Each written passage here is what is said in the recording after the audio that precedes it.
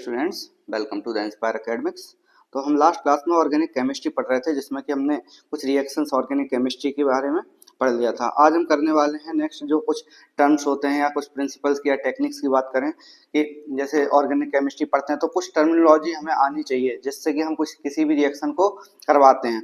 अगर कोई जैसे बॉन्ड का ब्रेकिंग होता है ना, तो उसे हम क्या बोल सकते हैं, बॉन्ड फिजन। जैसे इसके लिए हम डेफिनेशन क्या लिख सकते हैं कि breaking of the covalent bond is called bond fission और बॉन्ड क्लीवेज। ओके, यानी कि इन दो टर्म्स से हम लोग बोल सकते हैं, एक तो बॉन्ड क्लीवेज हो गया और दूसरा बॉन्ड फिजन हो गया, है ना। तो इसे हम क्या बोल रहे हैं, बॉन्ड फिजन। तो क्या होगा इसमें, बॉन्ड का ब्रेकिंग होगा। बॉन्ड ब्रेकिंग कैसे होगा, किस टाइप से हो सकता है, अब ये देखो टाइप्स हम यहाँ पे हम बोल सकते हैं कितने, दो टाइप से ये होता है।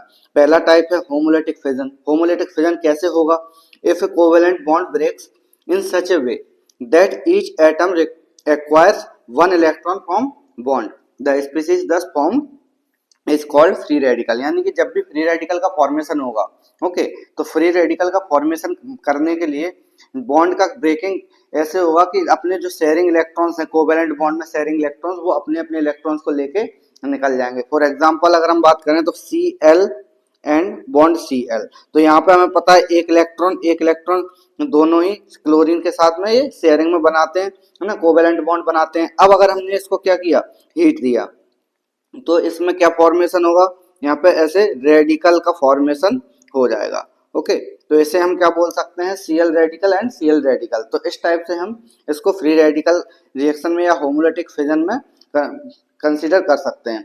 नेक्स्ट अगर हम बात करें इसकी, तो दूसरा टाइप होता है हेटेरोलिटिक फिजन। तो हेटेरोलिटिक फिजन क्या होगा, देखो, if a covalent bond breaks in such a way that both the electrons of bond pair acquire by one atom, okay, the species thus formed are carbocation और कार्बेनाइन।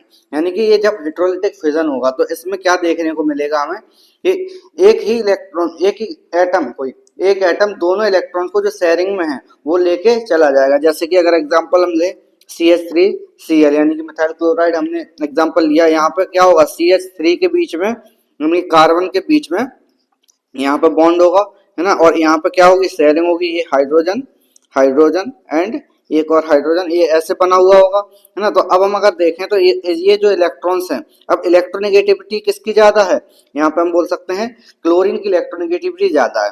Okay, जब chlorine की electronegativity ज्यादा है तो जब भी हम ये बॉन्ड का ब्रेकिंग करवाएंगे, बॉन्ड ब्रेक होगा तो क्या होगा, इस टाइप से बॉन्ड का ब्रेकिंग होगी। यानी कि जो इलेक्ट्रॉन है वो किसके साइड जा रहे हैं, यहाँ पे जो भी मोर इलेक्ट्रोनेगेटिव एटम है या फिर जिसकी टेंडेंसी है इलेक्ट्रॉन को गेन करने की, उसके पास इलेक्ट्रॉन्स पहुंच जाएंगे। तो यहाँ पे क्या बनेगा, CH3 positive plus Cl negative, यानी कि क्लोरीन क्या होगा, क्लोराइड आयन में कन्वर्ट हो गया, यानी कि इलेक्ट्रॉन्स को वो लेके निकल गया। तो ऐसे हम बोल सकते हैं हेटेरोलिटिक फिजन। ये तो मैंने एक एक एग्जांपल्स के थ्रू बताया, अभी हम लोग और एग्जांपल्स के थ्रू समझ सकते हैं इसको। जैसे एग्जांपल हो क्लोरीन, है ना, ये Cl2 हुई, अगर नॉर्मल कंडीशन में हम इसको ब्रेक डाउन करवाएं तो ये क्या बन सकता है, Cl positive and Cl negative. अभी हमने देखा था क्या कि Cl किसमें कर रहा था, होमोलिटिक फिजन जब भी करवा रहे थे तो हम यहाँ पे बन रहा था Cl and Cl radicals. Okay, दो रेडिकल बन रहे थे यहाँ पे, बट इस वाली कंडीशन में ऐसा नहीं होगा, या तो कार्बोकैटायन बनेगा या फिर कार्बो एनायन बनेगा। दो टाइप से यहाँ पे स्पीसीज बनेगी जब भी हेटेरोलिटिक फिजन हमें देखने को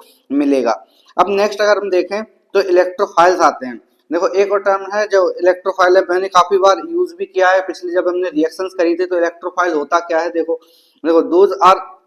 these are electron loving species, they are electron deficient species, they act as Lewis acids, यानी कि लुईस एसिड्स की तरह ये वर्क करेंगे। पहली चीज क्या होगी इसमें, ये इलेक्ट्रॉन लविंग स्पीसीज होंगे। इलेक्ट्रॉन लविंग स्पीसीज मतलब कि हम बोल सकते हैं ऐसी स्पीसीज जो कि इलेक्ट्रॉन को गेन करना चाहते हैं, ओके, इलेक्ट्रॉन के पास रहना चाहते हैं। तो क्या होगा, ये इलेक्ट्रोफाइल्स होंगे। और ये क्या होंगे, they are electron deficient species, यानी कि इलेक्ट्रॉन डेफिशिएंसी इसमें देखने को मिलती है। अगर हम एग्जांपल्स की बात करें तो जैसे इनके पास Cl पॉजिटिव आ गया, अब सपोज करो इसमें Cl पॉजिटिव, इसके अलावा Zn2 प्लस हो गया, Cu2 प्लस हो गया, Al3 प्लस हो गया, है ना, NH4 पॉजिटिव। तो ये सारे क्या है, आयनिक स्पीसीज हैं। आयनिक स्पीसीज में क्या देखने को मिल रहा है हमें यहाँ पे, कि ये इनके पास डेफिशिएंसी है इलेक्ट्रॉन्स की। जब इलेक्ट्रॉन्स डेफिशिएंट स्पीसीज होगी कोई, तो उसको क्या इलेक्ट्रॉन चाहिए होगा स्टेबिलिटी के लिए, या फिर हम बोले ऑक्टेट कंप्लीट करने के लिए, है ना। जब भी हमें क्या देखने को मिलेगा, यहाँ पे पॉजिटिव चार्ज देखने को मिलेगा किसी भी स्पीसीज पे, तो हमें क्या देखने को मिलेगा, ये इलेक्ट्रोफाइल्स की तरह ये नेचर अपना शो करेंगे। ओके, और एग्जांपल्स की बात करें तो न्यूट्रल वाले ले लेते हैं, जैसे BF3 हुआ, है ना, BCl3 हुआ, या BR3 हुआ, या फिर AlF3।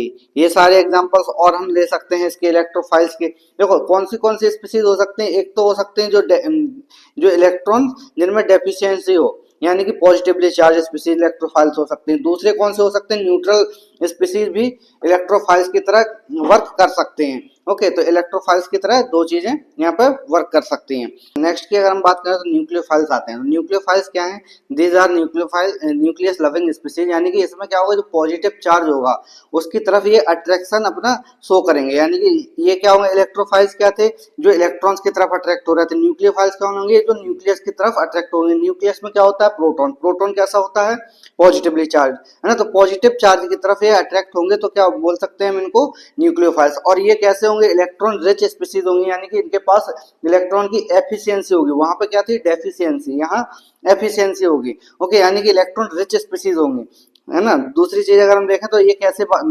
कैसे बिहेव करते हैं, ऐसे लुईस बेस की तरह ये वर्क करेंगे। ओके, फॉर एग्जांपल अगर हम बात करें इसके लिए तो क्या होगा, जैसे एग्जांपल अभी हमने Cl पॉजिटिव लिया था, तो यहाँ पे Cl नेगेटिव, या फिर देखें तो Br नेगेटिव, I नेगेटिव, यानी कि जो हैलाइड्स हैं वो हम इनके लिए ले सकते हैं। H2O ले सकते हैं। इनके पास क्या होता है, ऑक्सीजन के पास ऑलरेडी लोन पेयर प्रेजेंट होते हैं, तो वो क्या होता है, इलेक्ट्रॉन रिच स्पीसीज होती है ना। तो इलेक्ट्रॉन रिच स्पीसीज है, इसीलिए हम क्या बोल सकते हैं, H2O के पास लोन पेयर्स हैं, और इसे ही हम बोल सकते हैं न्यूक्लियोफाइल। ओके, नेक्स्ट अगर हम देखें तो क्या है, NH3, है ना, इसके पास भी एक लोन पेयर प्रेजेंट होता है।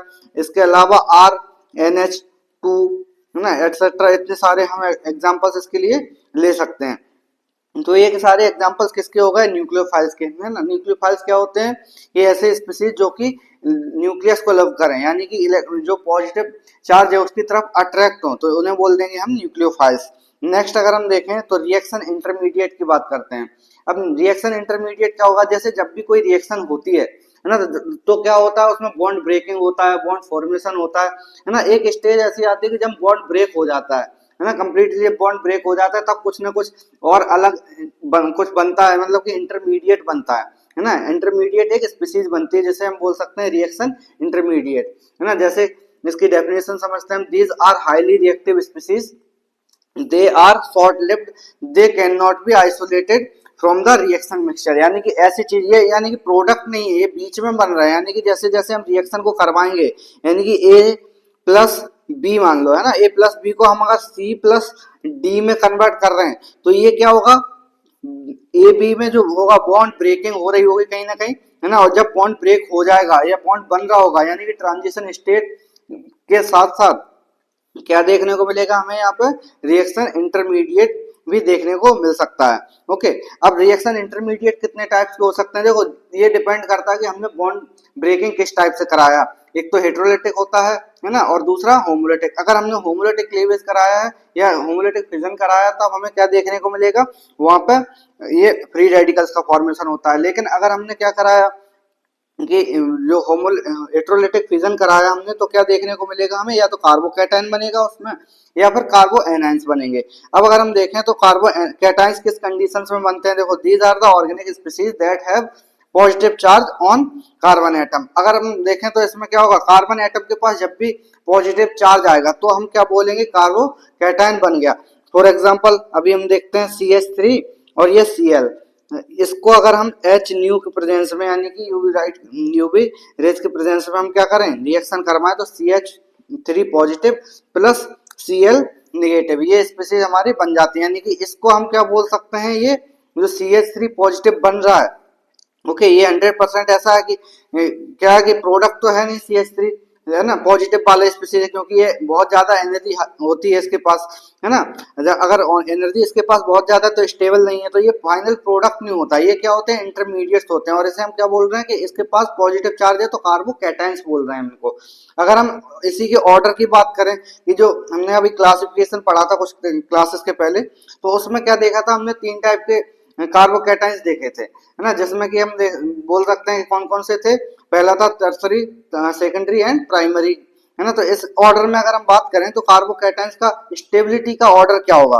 देखो कार्बोकैटायंस के लिए हम स्टेबिलिटी का ऑर्डर इस टाइप से ले सकते हैं कि CH3 C और CH3 और यहाँ पे फिर से एक और CH3, यानी कि ये हो गया कौन सा 3 डिग्री, या फिर हम बोल सकते हैं टर्सरी कार्बोकैटायन। ओके, तो 3 डिग्री कार्बोकैटायन या फिर टर्सरी कार्बोकैटायन, इसकी जो स्टेबिलिटी होगी सबसे ज्यादा होगी। इसके बाद कौन सा आएगा CH3 CH and CH3। Okay, positive charge यहाँ पे आएगा। अब इसकी बात करते हैं तो ये होगा सेकेंडरी या फिर 2 डिग्री कार्बोकैटायन। ओके, नेक्स्ट अगर हम देखें तो इसके बाद आता है प्राइमरी, यानी कि CH3 एंड CH2। तो इसमें पॉजिटिव चार्ज। हमने एक बात और देखी थी इसमें कि प्लस आई इफेक्ट या माइनस आई इफेक्ट भी देखा था हमने, है ना। तो इसमें जो होते हैं CH3, जितने ज्यादा CH3 मॉलिक्यूल्स यानी कि कार्बन स्पीशीज जुड़े होंगे, है ना, तो वो क्या करता है पॉजिटिव चार्ज को स्टेबलाइज करता है। इसीलिए जो कार्बोकैटायन की स्टेबिलिटी है वो ज्यादा यहाँ पे देखने को मिलती है किसमें, 3 डिग्री कार्बोकैटायन में। अब 3 डिग्री कार्बोकैटायन में क्या हो गया कि जब जितने ज्यादा 3 कार्बन प्रेजेंट है, ये क्या हो गए कि कंटिन्यूसली इलेक्ट्रॉन को प्रोवाइड कर रहे होंगे, यानी प्लस आई इफेक्ट शो कर रहे होंगे। ये प्लस आई इफेक्ट शो कर रहे होंगे तो पॉजिटिव चार्ज को ये स्टेबलाइज कर रहे होंगे, है ना। तो जब स्टेबलाइज कर रहे हैं CH3 और ये CH3 किसको, कार्बोकैटायन को, तो इसलिए इसमें सबसे ज्यादा स्टेबिलिटी देखने को मिलती है, सेकेंडरी में उससे कम और टर्सरी में उससे भी कम, और लास्ट में अगर हम बात करें तो CH3 और ये पॉजिटिव चार्ज ये उससे भी कम हमें देखने को मिलती है इसमें स्टेबिलिटी। ओके, अगर हम नेक्स्ट बात करें, नेक्स्ट किस टाइप का इंटरमीडिएट बन सकता है, तो देखो कार्बो एनायंस बन सकते हैं। कार्बो एनायंस क्या होंगे, देखो the organic species which have negative charge on carbon atom. Okay, किस पे, कार्बन एटम पे नेगेटिव चार्ज जब भी आएगा तो क्या बनेगा, कार्बो एनायंस। ओके, अब जैसे हमने हेटेरोलिटिक फिजन कराया था तो इसमें भी हमें हेटेरोलिटिक फिजन ही कराना है। जैसे अब अगर हम एग्जांपल लें इसमें तो क्या हो सकता है कि CH2 और ये एक हाइड्रोजन हम यहाँ पे ले सकते हैं, और इसके अलावा CHO। ओके, तो next CH2 and CHO plus H2O कैसे बनेगा, देखो OH इलेक्ट्रॉन ये आएगा और इसके पास ये अटैक करेगा।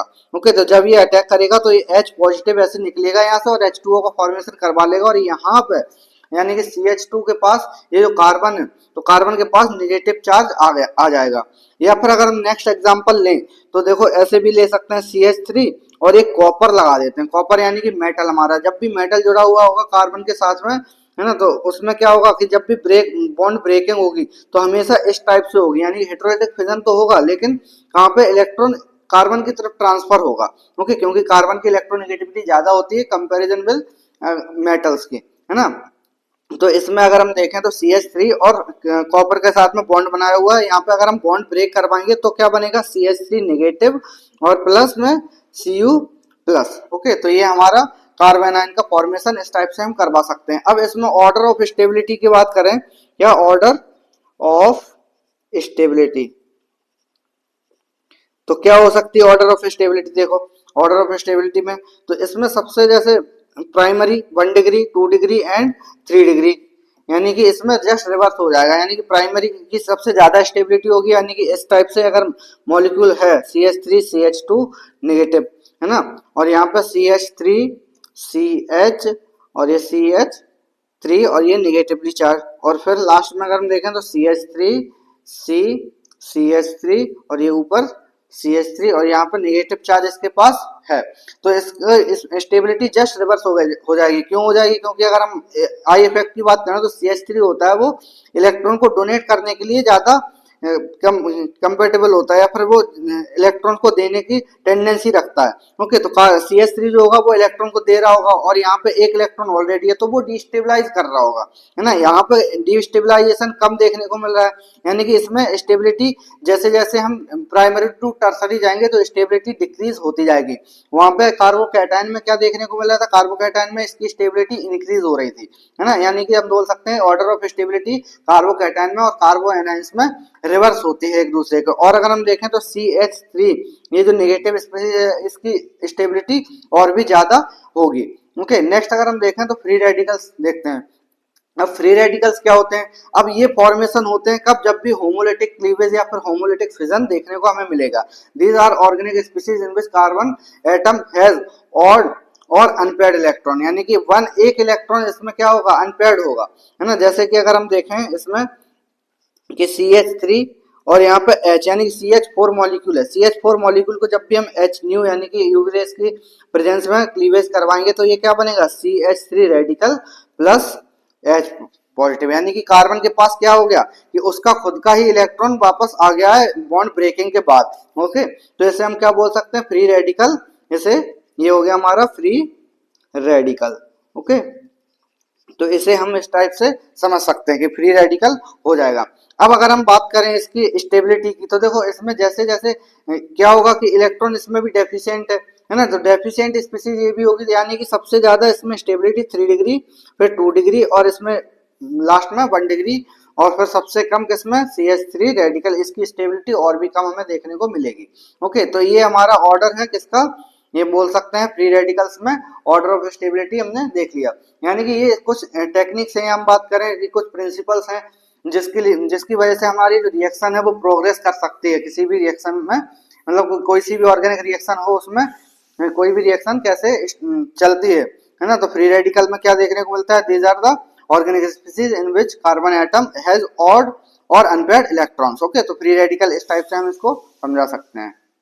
तो अब हम नेक्स्ट बात करते हैं किसके बारे में, ये ट्रांजिशन स्टेट के बारे में। तो ट्रांजिशन स्टेट क्या होता है, देखो it is high energy unstable configuration of atom acquiring at the maximum point of the energy barrier during a chemical reaction representing the precise movement bond and are breaking and forming, यानी कि ये क्या होगी, एक ऐसी state होगी जिसमें कि बॉन्ड ब्रेकिंग और बॉन्ड फॉर्मेशन एक ही स्टेप में हमें देखने को मिल सकता है। ओके, अब हम इसको कैसे समझे, जैसे कि अगर कोई रिएक्शन हो रही है ना, यहाँ पर सपोज करो कि हमारे पास क्या है CH3 और ये Br, तो इसके साथ में रिएक्शन हो रही है और यहाँ पे हमने बोला कि OH आया, है ना, OH को आया और ये कार्बन के ऊपर अटैक किया, तो ये क्या देखने को मिलेगा हमें, यहाँ पे CH3 और ये Br बॉन्ड ब्रेक हो रहा होगा इसका, और यहाँ पे बॉन्ड क्या हो रहा होगा, OH बॉन्ड फॉर्मेशन हो रहा होगा। ओके, तो OH नेगेटिव हम बोल सकते हैं इसको, तो यहाँ पे बॉन्ड फॉर्मेशन हो रहा होगा, ये क्या बोल सकते हैं, बॉन्ड फॉर्मेशन, और ये क्या होगा, बॉन्ड ब्रेकिंग।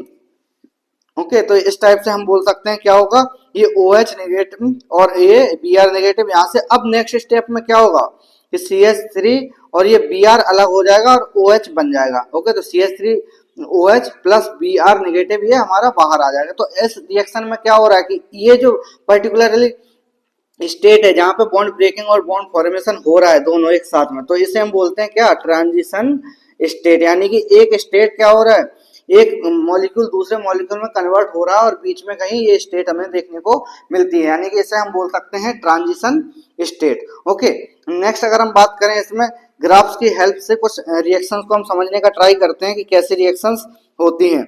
ओके, तो जैसे अगर हम इसकी बात करें तो ये ऐसे हमने लिया रिएक्शन को। ओके, तो यहाँ पे क्या होगा हमारा, ये जो होगी ये होगी हमारी एक्टिवेशन एनर्जी, क्या EA हम बोल सकते हैं, और ये जो होगी पर्टिकुलर ऊपर वाली पार्ट, यहाँ पे क्या होगा, हाईएस्ट होगी एनर्जी, तब हमें क्या देखने को मिलेगा यहाँ पे, ट्रांजिशन स्टेट। ओके, तो ट्रांजिशन स्टेट, अब ये क्या है हमारी एनर्जी। ओके, एनर्जी, और यहाँ पर रेट ऑफ रिएक्शन या फिर रिएक्शन कोऑर्डिनेट भी बोल सकते हैं हम, या फिर रेट ऑफ रिएक्शन प्रोग्रेस। यहाँ पे देखो हम नीचे की साइड, यहाँ पे क्या होगा हमारे पास, यहाँ पे होगा रिएक्टेंट। ओके, रिएक्टेंट, और ये होंगे हमारे पास प्रोडक्ट। ओके, तो जब भी रिएक्टेंट प्रोडक्ट में कन्वर्ट होगा तो एनर्जी को ऊपर जाना पड़ेगा, इसे हम क्या बोलते हैं, पूरा ईए यानी कि एक्टिवेशन एनर्जी की उसको रिक्वायरमेंट होती है। और जब जितनी रिक्वायरमेंट हो जाती है तो यहाँ पे बॉन्ड ब्रेकिंग और बॉन्ड फॉर्मेशन दोनों एक ही साथ में यहाँ पे हो रहे हैं, तो फिर यहाँ हम बोल सकते हैं ट्रांजिशन स्टेट देखने को मिलती है। नेक्स्ट अगर हम बात करें इसमें, अभी हमने क्या पढ़ा कि ट्रांजिशन स्टेट कैसे बनती है, अब हम नेक्स्ट समझते हैं इसकी इसी के साथ में ये जब भी एक एनर्जी हम यहाँ पे ले लेते हैं आर ओ आर यानी कि रेट ऑफ रिएक्शन यहाँ देख लेते हैं। नेक्स्ट अगर हम बात करें तो इसी के साथ ऐसे एक रिएक्शन और हमें देखने को मिलती है, यानी कि इसमें क्या होगा TS1 यानी कि ट्रांजिशन स्टेट 1 ये वाली, और ये दूसरी वाली क्या होगी ट्रांजिशन स्टेट 2, और इन दोनों के बीच में ये वाली जो स्टेट है वो क्या होगी इंटरमीडिएट। Okay, intermediate. तो ये क्या हो सकते हैं इंटरमीडिएट, यानी कार्बोकैटायन हो सकते हैं, कार्बोनाइन हो सकते हैं, या फिर फ्री रेडिकल्स हो सकते हैं। ये हमारे रिएक्टेंट जैसे पहले लिया था हमने पहले वाले ग्राफ में, अब सेकंड ग्राफ में अगर हम बात करें रिएक्टेंट, और यहाँ पे प्रोडक्ट भी ये फॉर्मेशन हो जाएगा। ओके, तो इंटरमीडिएट यहाँ पे ये इसको स्टेट को क्या बोल सकते हैं, सॉरी ये रिएक्शन ये इंटरमीडिएट हो गया हमारा। अब अगर हम देखें तो इसमें ये वाली EA1 होगी, EA1। ओके, और ये वाली रिएक्शन के साथ में इसे हम बोल सकते हैं EA2। ओके, यानी कि activation energy 1 and activation energy 2। तो इसे हम क्या बोल रहे हैं कि इंटरमीडिएट है हमारे पास। ओके, इंटरमीडिएट क्या हो रहा है ट्रांजिशन स्टेट 2 से जाके और ये प्रोडक्ट में कन्वर्ट हो रहा है। अब ये कब देखने को मिलता है, देखो पहली वाली रिएक्शन तो हमने समझ ली थी कि ट्रांजिशन स्टेट कैसे हो रहा है कि जब भी बॉन्ड ब्रेकिंग बॉन्ड फॉर्मेशन वो चल रहा है, लेकिन इसमें क्या देखने को मिलेगा जब भी कार्बोकैटायन कार्बोनाइन या फ्री रेडिकल का फॉर्मेशन होता है तब हमें ये वाली स्टेट देखने को मिलती है, और ये वाला ये सेकंड टाइप का ग्राफ हमें देखने को बनता है, ये वाला ग्राफ। ओके, तो अगर हम देखें इसमें रिएक्शन को तो CH3 और ये CH3 प्लस यहाँ पे Cl ये है। ओके, तो जब भी ये रिएक्शन होगी तो क्या होगा C पॉजिटिव में बनेगा, यानी कि पहले बॉन्ड ब्रेक हो जाएगा इसमें, फिर उसके बाद बॉन्ड फॉर्मेशन देखने को हमें मिलेगा। ओके, यानी कि इसमें क्या होगा Cl नेगेटिव ही निकल गया बाहर। अब नेक्स्ट स्टेप में कोई आएगा, जैसे OH आया, तो OH जब आएगा तब क्या होगा यहाँ पर बॉन्ड सीधा सीधा बन जाएगा। ओके, यानी कि क्या बोल सकते हैं हम कार्बन के साथ में बॉन्ड OH ने यहाँ पे OH ने बॉन्ड बना लिया, और ये CH3 यानी कि ये एक टाइप से हमने रिएक्शन को समझ लिया कि इंटरमीडिएट कब बनता है और ट्रांजिशन स्टेट कब आती है। देखो जब भी इंटरमीडिएट बनेगा तो हमारे पास दो ट्रांजिशन स्टेट्स आने की पॉसिबिलिटीज होती हैं, यहाँ पर हम बोलेंगे दो ट्रांजिशन स्टेट आती ही हैं। और अगर हम डायरेक्टली क्या होता है रिएक्टेंट को प्रोडक्ट में कन्वर्ट करवा देते हैं, देखो ये 12th में एक रिएक्शन है कुछ, ये होती है SN2 और ये होती है हमारी SN1 रिएक्शन। ओके, तो इनके ग्राफ्स भी हमने अभी अभी समझे हैं। ओके, तो ये जो कार्बन के जो रिएक्शंस है या ऑर्गेनिक केमिस्ट्री में रिएक्शंस है वो इस टाइप से ही पार्टिसिपेट करती हैं। ओके, तो आज की क्लास को हम यहीं तक रखते हैं, आई होप आपको समझ में आया होगा। तो मिलते हैं नेक्स्ट क्लास में कुछ और रिएक्शंस के साथ में या नए टॉपिक के साथ में। तो bye bye, like share and subscribe.